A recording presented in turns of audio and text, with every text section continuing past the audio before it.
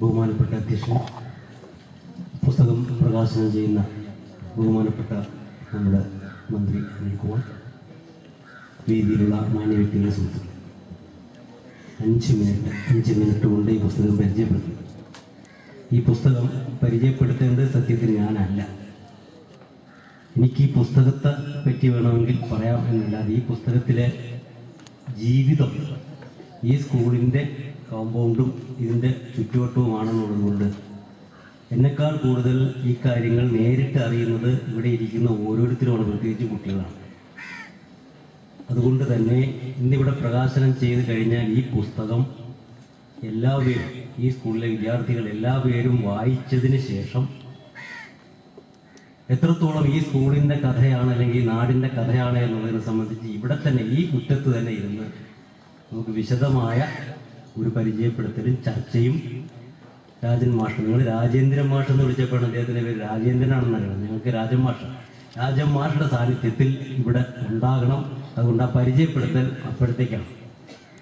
ഈ 2 പുസ്തകങ്ങളും ഇന്ന് ഒരേ വേദിയിൽ വെച്ച് പ്രകാശനം ചെയ്യപ്പെടാൻ പോകുന്നത് ഒരു പക്ഷേ യാദൃച്ഛികമാകും, പക്ഷേ അത് സാർത്ഥകമാണ്. കാരണം ഈ 2 പുസ്തകവും കൂടി ചേരുമ്പോഴാണ് ഏറെക്കുറെ ഒരു പുസ്തകം പോലെ ആയി മാറുന്നത്. ഒന്നിൻ്റെ തുടർച്ച തന്നെയാണ് മറ്റത്.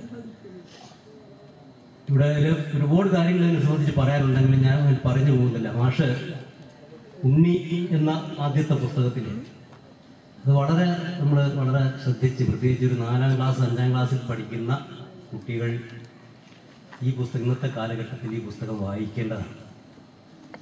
നമ്മളൊക്കെ വേറെ ഏതൊക്കെയോ ചില മായ അല്ലെങ്കിൽ ചില പലതിൻ്റെയും പുറകെ വളരെ വേഗത്തിൽ പാഞ്ഞുകൊണ്ടിരിക്കുമ്പോൾ നമ്മൾ കാണാൻ മറന്നു പോകുന്ന ഒരുപാട് സത്യങ്ങൾ നമ്മുടെ മുന്നിൽ കൊണ്ടുതരുന്നതാണ് ഈ പുസ്തകം.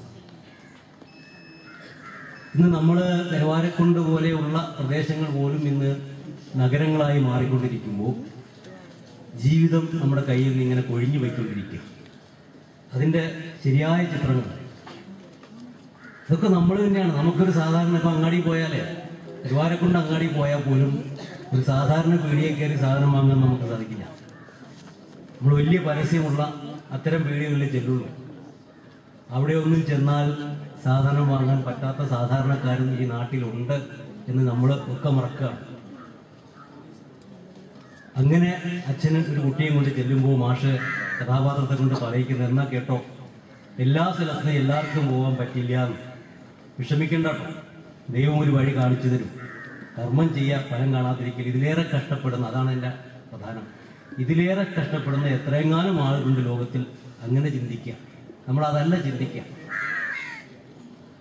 നമുക്ക് കഷ്ടപ്പാടുള്ള ദുരിതമുണ്ട്, പക്ഷെ നമ്മളെക്കാൾ കഷ്ടപ്പെടുന്ന ദുരിതം അനുഭവിക്കുന്ന ഒരുപാട് ആൾക്കാരിവിടെ ഉണ്ട് എന്ന സത്യം മറന്നുകൊണ്ട് നമ്മൾ പുറകോട്ടോ താഴോട്ടോ നോക്കാതെ നമ്മൾ നോക്കുന്നത് മുകളിലേക്കാണ്.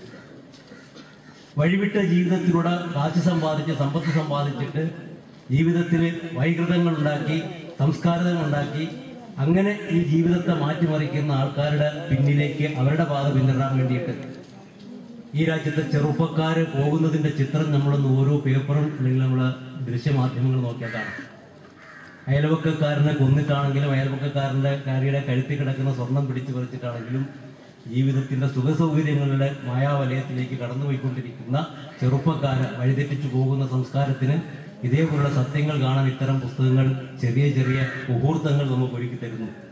കുന്നുംപുറത്താണ് സ്കൂള്, ഉണ്ണിയുടെ സ്കൂള്. പക്ഷെ ഇപ്പോൾ അവിടെ ആ കുന്നുംപുറത്തെ സ്കൂൾ മാത്രമേ ഉള്ളൂ. ബാക്കി ചുറ്റുവട്ടത്തൊക്കെ JCB കൊണ്ടുവന്ന് മാന്തി പൊളിച്ചു കൊണ്ടുപോയി കഴിഞ്ഞു. ഒന്ന് ഓടിച്ചാടി കളിക്കാനോ ഒന്ന് ഒളിച്ചു കളിക്കാൻ പോലുമുള്ള സൗകര്യമില്ല. ബാക്കിയുള്ളതൊക്കെ ഇടിച്ച് നിരത്തി മണ്ണ് പാടത്ത് കൊണ്ടുപോയി നിരത്തിയിരിക്കുന്നു. കുട്ടികൾ ഒളിച്ചു കളിക്കാനും കള്ളനും പോലീസും കളിക്കാനും ഒന്നിനും പറ്റാണ്ടായി.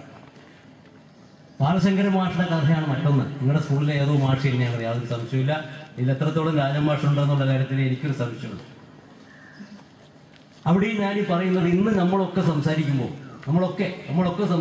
വളരെ ആചാരമായിട്ട് നമ്മൾ പറയുന്നത്, ഇപ്പോൾ നമ്മുടെ നാട്ടിൽ പട്ടിണിയൊന്നുമില്ല, ഇപ്പോൾ പ്രയാസങ്ങളൊന്നുമില്ല. കാരണം നമ്മൾ പട്ടിണി ഇപ്പോൾ കാണുന്നില്ല, ഒക്കെ മാറ്റിക്കുക. പട്ടിണിയില്ല, പരിവട്ടങ്ങളില്ല, പ്രയാസങ്ങളില്ല, ദുഃഖങ്ങളില്ല എന്ന് പറയുമ്പോഴും ഈ രാജ്യത്ത് പട്ടിണി അനുഭവിക്കുന്ന, കഷ്ടപ്പെടുന്ന, ദിവസം തള്ളി നീക്കാൻ പ്രയാസപ്പെടുന്ന എത്രയോ മനുഷ്യന്മാർ നമ്മുടെ ഇടയിലുണ്ട് എന്ന ഒരു സത്യത്തിൻ്റെ ഉള്ളിലേക്കാണ്. അത്യാവശ്യം നമ്മൾക്കൊക്കെ ഇന്നൊരു ഒരു സ്കൂളിലെ മാഷ് എന്ന് പറഞ്ഞാൽ അത്യാവശ്യം നല്ല രീതിയിൽ ജീവിക്കാൻ പറ്റുന്ന ഒരു സാഹചര്യവും അന്തരീക്ഷവും ഉണ്ടെങ്കിൽ പോലും അതിനുപോലും സാധിക്കാൻ പറ്റാത്ത രൂപത്തിലുള്ള ഒരു കഥാപാത്രത്തെയാണ് ഇതിൽ അവതരിപ്പിക്കുന്നത്.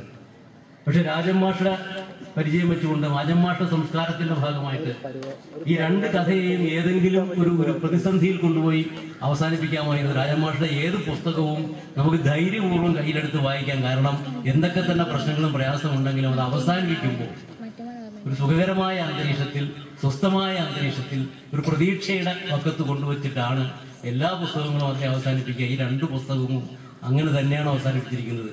ഈ രണ്ട് കഥാപാത്രം ഉണ്ണിയായിരുന്നാലും ബാലശങ്കരനായിരുന്നാലും ആ കഥ വായിച്ചു കഴിഞ്ഞാൽ തീർച്ചയായിട്ടും അവരുടെ ആ ഭൗതിക സാഹചര്യം വെച്ചുകൊണ്ട് നാളെ അവരുടെ ജീവിതത്തിൽ സ്വസ്ഥവും സുഖവുമായ ഒരു ജീവിതം ഉണ്ടാകാനുള്ള യാതൊരു പശ്ചാത്തലവും ഇല്ല എന്നിരിക്കെ ഒരു മാലിന്യ ടീച്ചറെ കൊണ്ടുവന്ന് ഉണ്ണിയെയും മറ്റൊരു പ്രതീക്ഷ കൊണ്ടുവച്ചിട്ട് എല്ലാം നന്നായി വരുന്നു എന്ന ഒരു അന്തരീക്ഷത്തിൽ ഒരു നിലാവിന്റെ കുളിർമ മനസ്സിലേക്ക് കൊണ്ടുവച്ചിട്ട് അവസാനിപ്പിക്കുന്നു.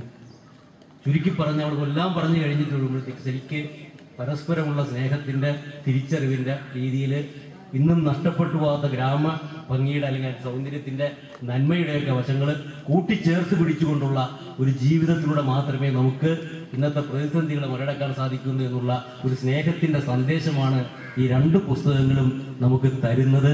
തീർച്ചയായിട്ടും അത് നമ്മെ സംബന്ധിച്ച് ഒരുപാട് പ്രതീക്ഷ ഉണ്ടാക്കുന്നതാണെന്ന് മാത്രം പറഞ്ഞുകൊണ്ട് ഈ പുസ്തകത്തെ ഞാൻ നിങ്ങൾക്ക് പരിചയപ്പെടുത്തിയതായി അറിയിക്കുകയാണ്. വായിക്കലും പരിചയപ്പെടുത്തലും ഉൾക്കൊള്ളലും നിങ്ങൾക്ക് വിട്ടുകൊണ്ട് ഞാൻ എൻ്റെ വാക്കുകൾ അവസാനിപ്പിക്കുന്നു. അഭിവാദ്യം. ഈ പുസ്തകങ്ങളുടെ പ്രകാശന കർമ്മം നിർവഹിക്കുന്നതിന് വേണ്ടി ബഹുമാനപ്പെട്ട മന്ത്രി അവരെ ക്ഷണിക്കുന്നു. ഏറ്റുവാങ്ങുന്നതിന് വേണ്ടി ബഹുമാന്യനായ JC സാർ.